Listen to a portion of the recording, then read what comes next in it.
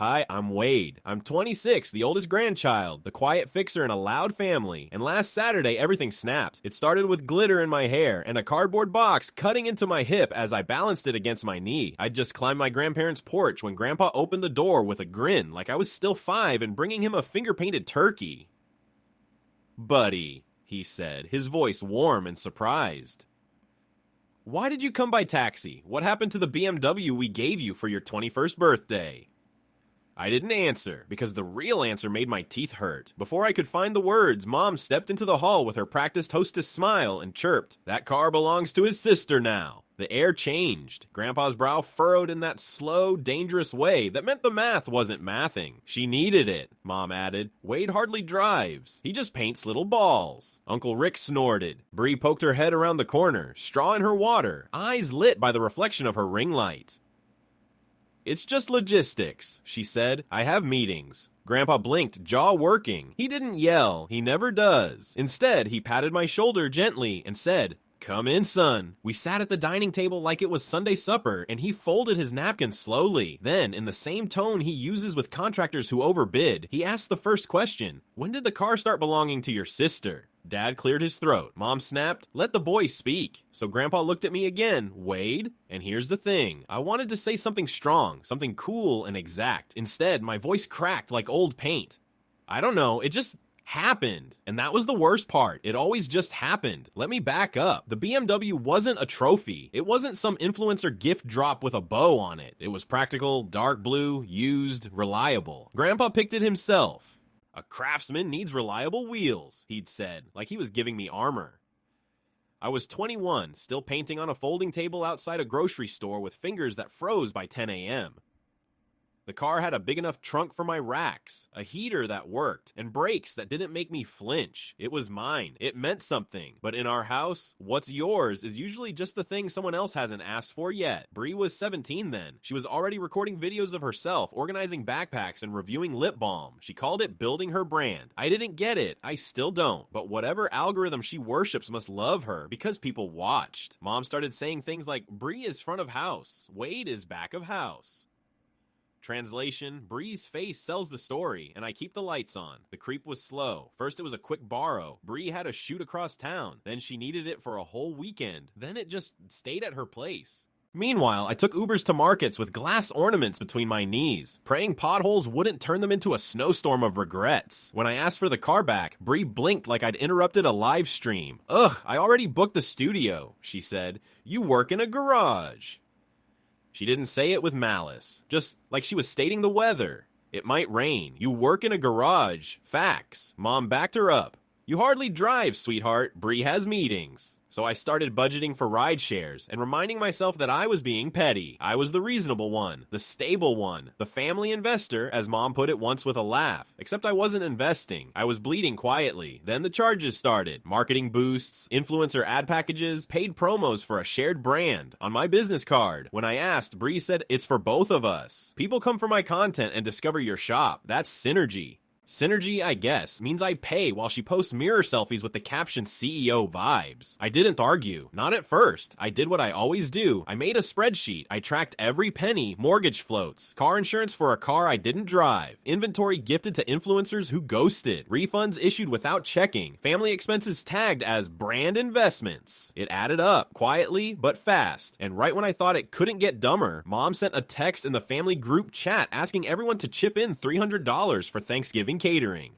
"Bree can't," she added. "She's investing in growth. Wade will cover her." I stared at that message for 5 full minutes. Then I typed, "I've covered a lot. I need the BMW back. Also, stop using my card." Mom replied instantly, "Ungrateful. That car was a family gift. We decide what's best." Bree dropped a heart on it. Dad sent a thumbs up. And me? I just sat in the garage, staring at a spreadsheet with $8,742. 19 in silent theft, labeled as teamwork. I didn't sleep that night. Not really. I lay on the garage floor, concrete cold, tools humming quiet resentment from their drawers, and stared at the rafters like they might blink first. My phone was still buzzing on the workbench. More "we're a team" texts. A voice memo from Bree that started with "Hey bestie" and ended with "Don't let the stress make you stingy." I didn't reply.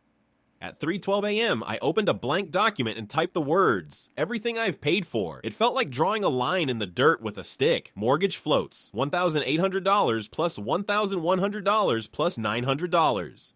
Thanksgiving meal for 12, $300. BMW insurance, $129 per month times 8 ad boosts on my business card. $63, $87, $119, $249 inventory given away for reach, $432 in materials refunds issued by Bree to maintain audience trust, $712, custom blanks for her promo giveaways, 93 units Uber receipts for every market I couldn't drive to, 22 trips I stared at the bottom line, $8,742.19. It didn't feel dramatic anymore. It felt like a paper cut that had gone bone deep. The next morning, I called Grandpa. "Need advice," I said, and I could barely recognize my own voice. Low, cracked, like a rusted hinge. He didn't ask questions. He just said, "Come over." When I got there, he already had a yellow legal pad waiting, pen resting on top. "Tell me," he said. I opened the spreadsheet. I didn't talk fast or try to frame it nicely. I read the numbers, what I paid, what I lost, what got taken without asking and spun as support. Grandpa didn't interrupt, just made one clean tick for every $100, like a metronome of consequences. When I finished, he closed the pad, looked at me, and said in the same tone he once used to explain what interest rates really meant, "You've been subsidizing their lifestyle. They're calling it love to make it go down smooth." I sat back. Something in me unclenched, because someone had finally named it. Not miscommunication, not growing pains, not family teamwork. It was theft, dressed up in Sunday clothes and sentimental phrases. And for once, someone saw it for what it was. Then Grandpa poured coffee, pushed the mug across the table, and said, "Okay, here's what we do." The plan wasn't elaborate, it was precise. That same night, I changed every password. Business accounts, email, inventory platform, marketing dashboards, the Square Reader, gone. I disconnected every shared device, canceled every automation they'd quietly installed on my dime. Then I ordered a new reader, one that would deposit directly to my account and no one else's, just for ease. Next, I wrote a PDF. Subject, record of transfers, unauthorized charges and inventory losses 10 pages. Clear formatting, timestamps, receipts, labeled like a court case, because if I had to burn the bridge, it was going to burn neatly. Then I sent it. One message to Holiday Strategy Chat, one to Hearth and Home. Same words in both. Attached is a detailed record of all expenses I've personally covered for the household and business collaboration since last year. Total, $8,742.19. I will not be funding household bills this winter. I will not be participating in Bree's marketing plan. I will not be splitting profits. Return the BMW by Friday at 5 p.m. or I will report unauthorized use of a business asset. This is not a request. This is a boundary. 30 seconds later, Mom.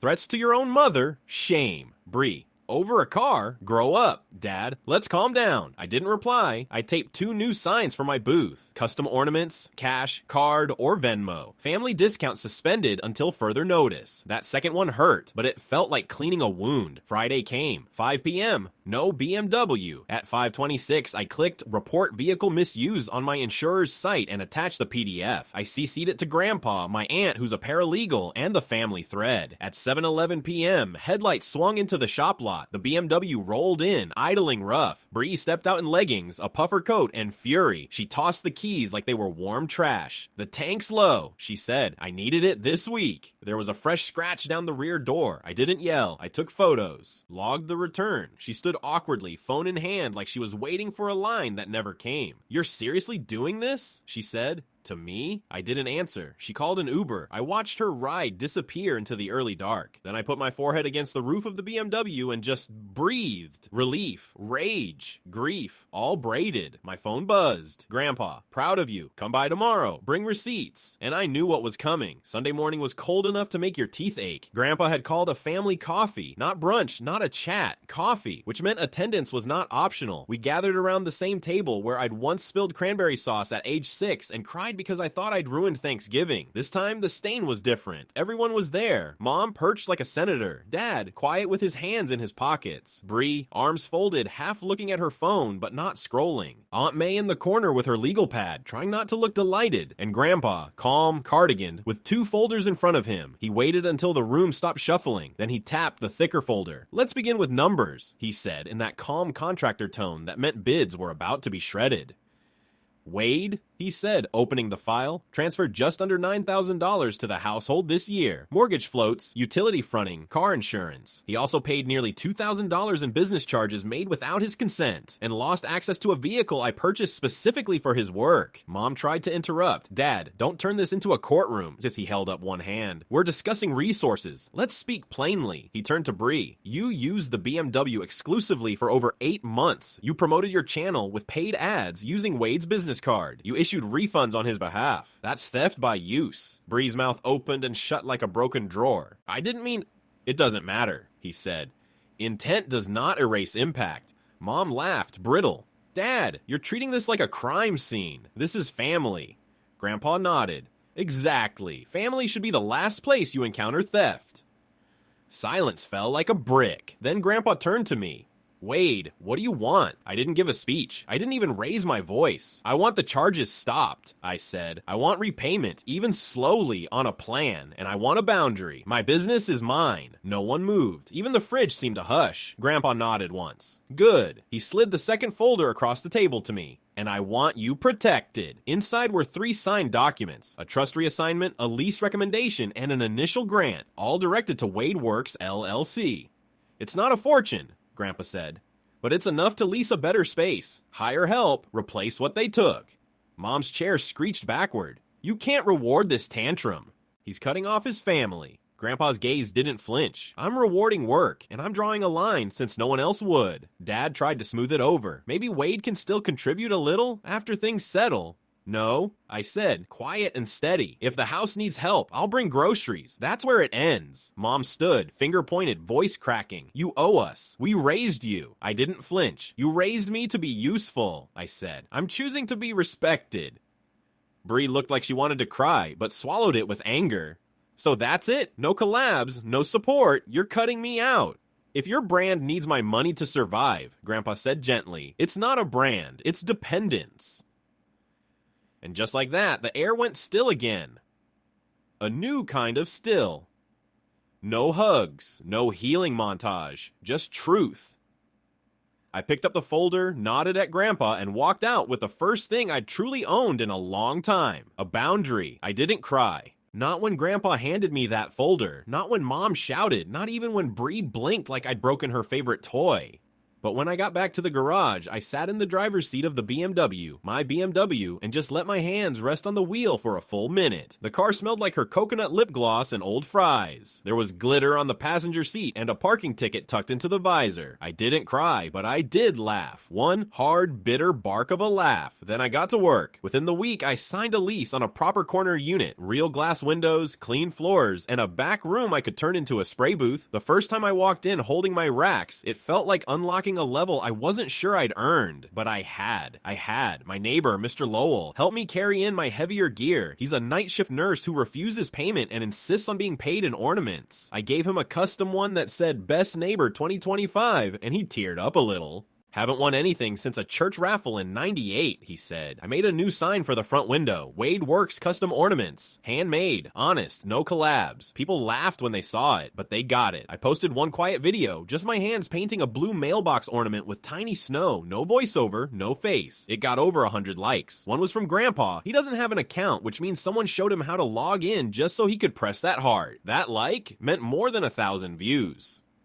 Mom adjusted strategy. She texted to ask if Bree could borrow a few blanks, just to start her own line. I said, no. She replied, you're being dramatic. I replied, okay. And that was the entire conversation. I put a steering wheel club on the BMW, just in case. Mom asked if Dad could borrow it for a quick errand, and I said, the car stays in my lot. She sighed. This is so theatrical. I sell ornaments, I said. I like a little drama. The local paper ran a small piece on holidaymakers in the neighborhood. They photographed my hands, paint stained, steady, and the caption read, small shop, steady hands. Grandpa clipped it and stuck it to his fridge with a tomato magnet. Every time I visit, he points to it like it's a degree. I closed the shop early on Christmas Eve and packed up a box of seconds, crooked trees, reindeer with one eye too high, names I misspelled and repainted. I dropped them off at the senior center around the corner. The manager teared up. These are perfect, she said, and I realized she meant it. it. On the way home, I drove past my parents' house. Through the window, I saw Bree filming in front of the tree. Smile wide, lighting flawless, a Merry Christmas from our perfect family moment in progress. I felt the ache. Of course I did, but I didn't stop. I had cocoa to make, windows to clean, and a shop to open in the morning.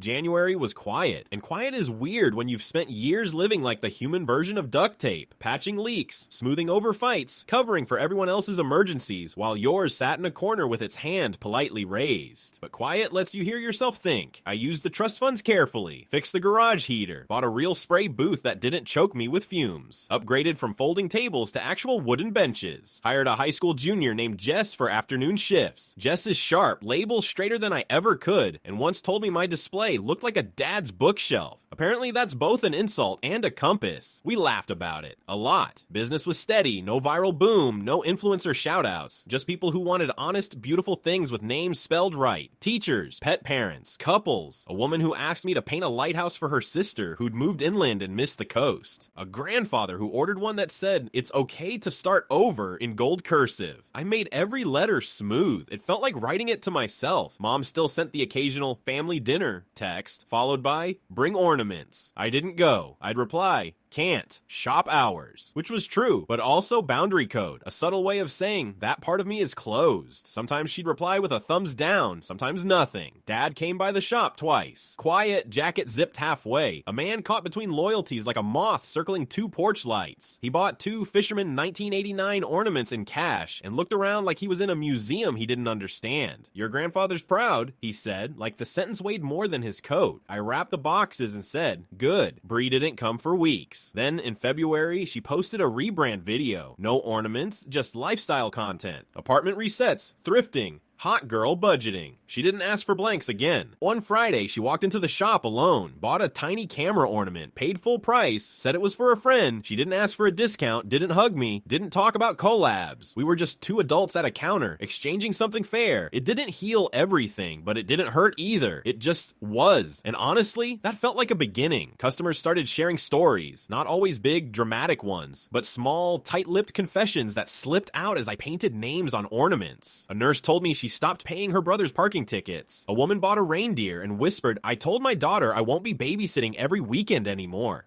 One guy bought 3 first Christmas in our own place ornaments. One for his sister, one for his best friend, and one for himself. "Moved out last month," he said, finally. Every time someone said it was hard, but it felt right, I nodded, because I knew that flavor of guilt. And I knew what it turned into when it finally cleared. Space. Space to sleep, space to paint with both hands, space to breathe without bracing. I started a quiet habit of dropping off a box of not perfects at the senior center every month. Slight smudges, misshaped trees, a dog ornament with 2 tails. They loved them. Jess told me one day, while inventorying mini snowmen, that she wanted to start a small jewelry shop on Etsy. "I like tiny, shiny things," she said. "Same," I replied, holding up a silver bell no bigger than a thimble. We fist bumped with glittery fingers. Grandpa visited twice a week, sometimes to sit, sometimes to bring soup. Once he handed me a slip of paper with a list of 5 business podcasts and said, "I think these boys are half full of it, but they talk fast. You'll like them." He was right on both counts. Mom still texts, still tries little probes. "Can you look over Bree's new branding?" Dad needs help figuring out a PDF. "We're thinking of doing a holiday family booth again? Want to contribute?" I say no. Kindly, firmly, like brushing lint off a shoulder. She doesn't fight as hard anymore. I think she's still hoping I'll slide back eventually, that the boundary was just a mood, a phase. But the thing about boundaries, if you hold them long enough, they stop being lines in sand. They become walls you build around a life you love.